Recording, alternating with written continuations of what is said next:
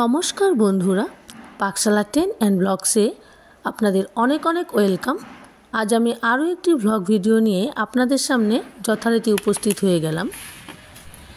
আমরা দুর্গাপুর সিটি সেন্টারে একটা রেস্তোরাঁয় ডিনার করতে গিয়েছিলাম। এখানে না এলে সত্যিই মিস করতাম। এখানে আসা মাত্রই আমাদের মনে হলো আমরা সত্যজিৎ রায়ের হীরক রাজার দেশে মনে হয় চলে এসেছি। সত্যজিৎ রায়ের সিনেমা অবলম্বনে রেস্তোরাঁর ভেতরটা সাজানো হয়েছে, খুব সুন্দর পরিবেশ, আপনারা দেখতে থাকুন। কচু পাতা ভাপা চিংড়ি হবে, চিংড়ি মালাইকারি হবে, এই চিংড়ি মালাইকারিটা আর কচু পাতা ভাপা চিংড়িটা। ভিডিওটা ভালো লাগলে আমার চ্যানেলটি সাবস্ক্রাইব করে আমার পাশে থাকবেন।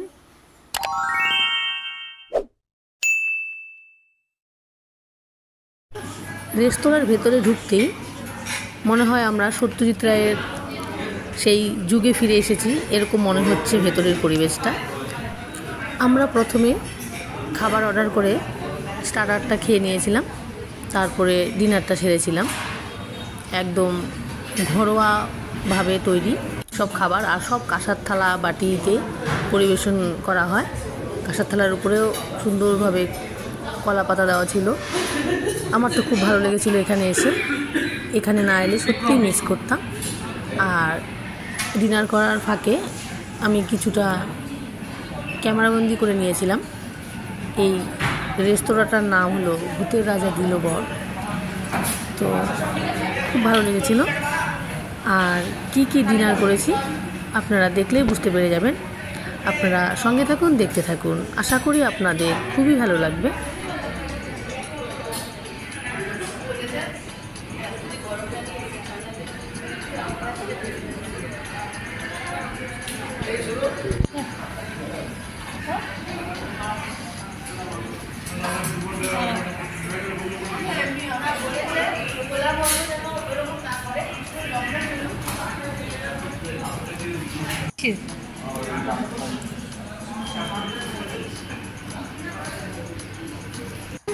আপনার ঝাল আসছে, আপনার ঝাল আরেকটা কি আইটেম আসছে?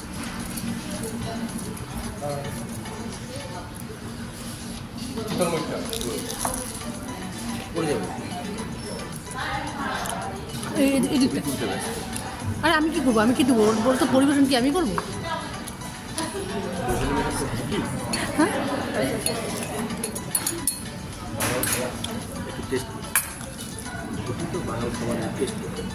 এটা কি ঘুটি? মানে শুরু করুন, কমপ্লিটটাই হচ্ছে, শুরু করতে থাকুন।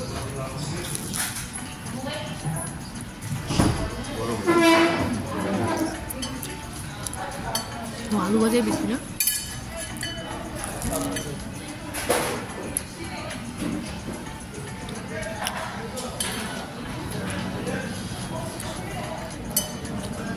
আর নেবেন না?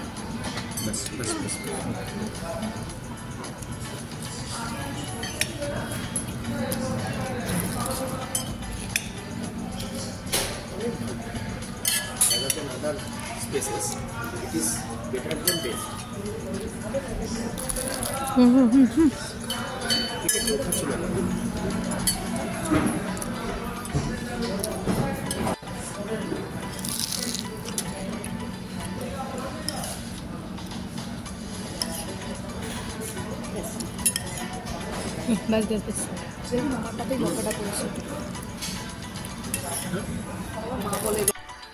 দুর্গাপুরের এই সিটি সেন্টার থেকে ডিনার সেরে আমাদের বাঁকুড়া যেতে প্রায় 1টা হয়ে গিয়েছিল। ভূতের রাজা দিল বর এই রেস্তোরাঁতে তৃপ্তি সহকারে ডিনার সেরে আর এখানকার অনেক সুখকর স্মৃতি নিয়ে এবার আমাদের বাড়ি ফিরে যাওয়ার পালা। আমার আজকের এই ছোট্ট ব্লগ ভিডিওটা যদি আপনাদের ভালো লেগে থাকে, লাইক, শেয়ার, কমেন্ট করবেন আর আমার চ্যানেলটি সাবস্ক্রাইব করে আমার পাশে থাকবেন। ধন্যবাদ। আজকের মতো এখানেই বিদায় নিচ্ছি।